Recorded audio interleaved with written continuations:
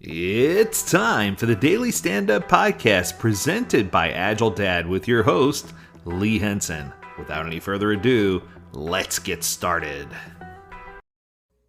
I've received more emails than usual this week to review other people's articles, which I think is awesome. I love to do it. This article I found is very interesting. Someone asked me to do a blind read on this article. So, what that means is they asked if I would read the article as I'm recording the podcast, which I'm also happy to do. All you have to do is request it. So, this article is called The Real Reason Why People Hate Scrum by Abigail Sunday. Now, this has the potential already, just from the title alone, to be an incredible article. So let's see where it goes. Imagine this. You're part of a team newly transitioning to Scrum.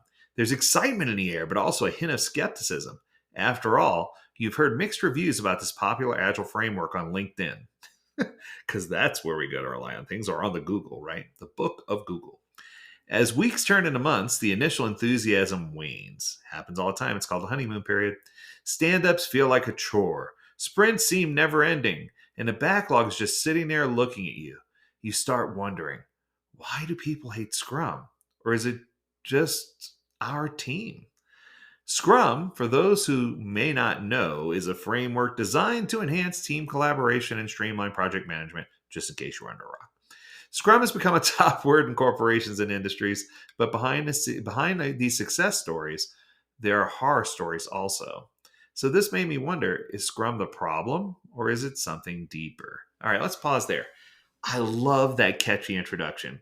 It really drew me in and made me think about implementations. And when I start thinking about implementations, I start with teams that have struggled, and I always can apply some form of root cause analysis, whether it's, root cause by Ishikawa or the five whys or however you want to get there, the fishbone diagram. I can always find a way to detect what caused the problem. Most of the time, I would argue it's probably either a misconception or a failed transition in the past or poor behavior in one area. Let's see where the article takes us. It says the misconceptions of Scrum. Good, they went there. I want to bust some myths first.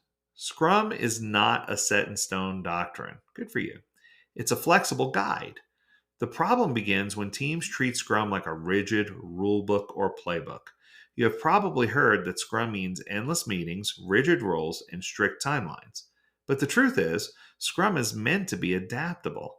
It's about finding what works for your team and tweaking the rest. I remember one of my projects, we'll just call it Project X, as a freelance designer, and I was working in a company transitioning from waterfall methodology to Agile. The transition was rough at the beginning, and improvisation was the key. The Scrum Master, who was a former project manager, there's a warning sign, was as new to Scrum as the rest of the team. This inexperience led to a strict adherence to the rules rather than an understanding of Scrum as a flexible framework. Daily scrums became monotonous roll calls, sprints felt like marathons or mini waterfalls, and the backlog turned into a dreaded list of unachievable tasks. I hope nobody out there is having PTSD as hard as I am right now, because I've seen this. I've seen this exact thing happen and I've been called in to help. This interpretation of Scrum was like trying to build a house by strictly following a generic blueprint without consideration for the landscape or the homeowner's needs. When I explain Scrum to people just starting, I often say Scrum is like building a house. While the foundation is always the same, the final design varies based on owner's taste, needs, and requirements. Similarly, Scrum should be adapted to fit the team's unique dynamics and not the other way around. I would say Scrum's designed to fit the organization's dynamics and not the other way around.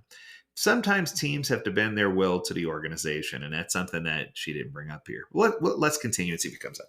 In our case, the team was caught up in doing Scrum by the book rather than understanding how it could be applied effectively in our context and being Scrum. And I think that relates to what I was just going to say. The realization was the first step in our journey from rigid rules to agile adaptability. Good.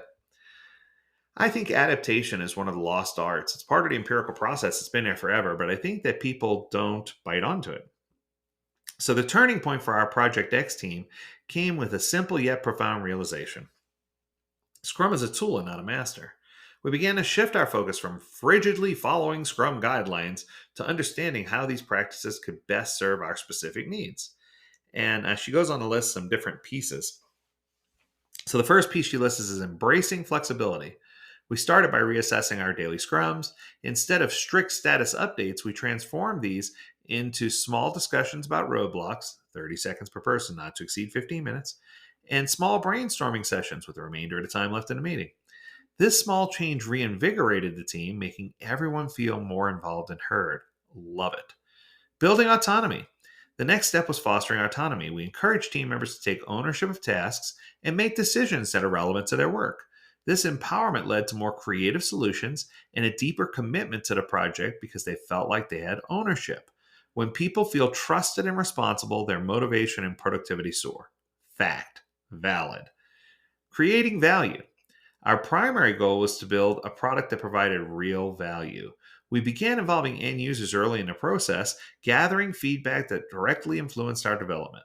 This user centric approach ensured that we were always working on features that mattered and avoiding the trap of developing in a vacuum. I say all the time that the more you can have individuals and interactions over processes and tools, the better off you're going to be. And then, of course, iterative learning.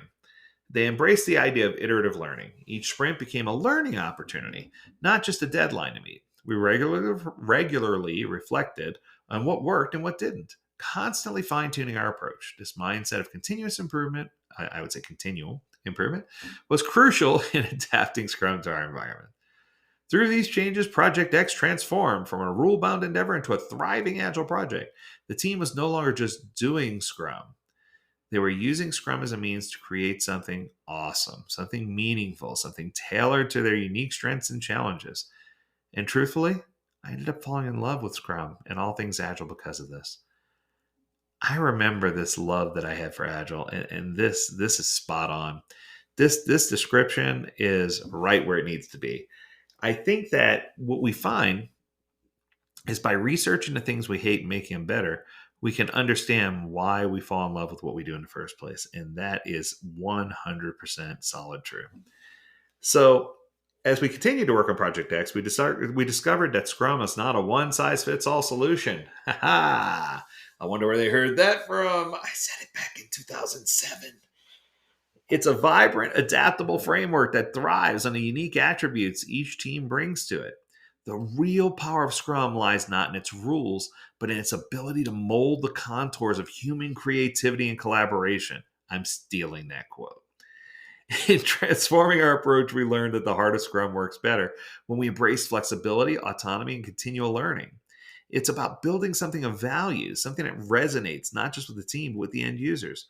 When Scrum is stripped of its misconceptions and implemented with an understanding of its true spirit, it transcends being just a methodology and becomes a catalyst for innovation and growth. So, if you find yourself doubting Scrum, remember the journey of Project X. Consider stepping back from the rulebook and looking at your team. What makes them work better? How can Scrum serve as a tool to harness their potential rather than a set of shackles that limit their creativity? I like to say embrace Scrum as a flexible friend, one that can adapt to your team's unique tastes and needs. With this mindset, you're not just using Scrum or doing Scrum, you're mastering the art of Agile and crafting a workspace where creativity flourishes, value is created, and real meaningful progress is made. The true measure of Scrum success is not how well you follow the rules, but how effectively you harness the principles to bring out the best in your team and create something truly phenomenal and magical. I am applauding this article. This is amazing. Man. Abigail, you nailed it out of the park, girlfriend. In fact, I'm going to take this one step further. Abigail, Sunday, I'm going to tag you. And if you listen to this episode, I need you to email me directly, lee@agiledad.com. I have a small gift that I want to send to you because I don't know that I could have said this better. This is by far one of my favorite articles I've read in some time. I am going to post links to this in its entirety in the show notes. This is and should be, and in addition, I'm going to throw out, I would love for you to be a guest on the podcast. So we are excited to share this with the world because this is definitely something that I think every single person needs to read. Thank you so much for our subscriber for sending it over. And everything you've ever sent so far has been awesome. So I should have known it was going to be great. So I encourage you to stay agile, stay healthy, stay well, do all those things you need to do. And until next time, do take care.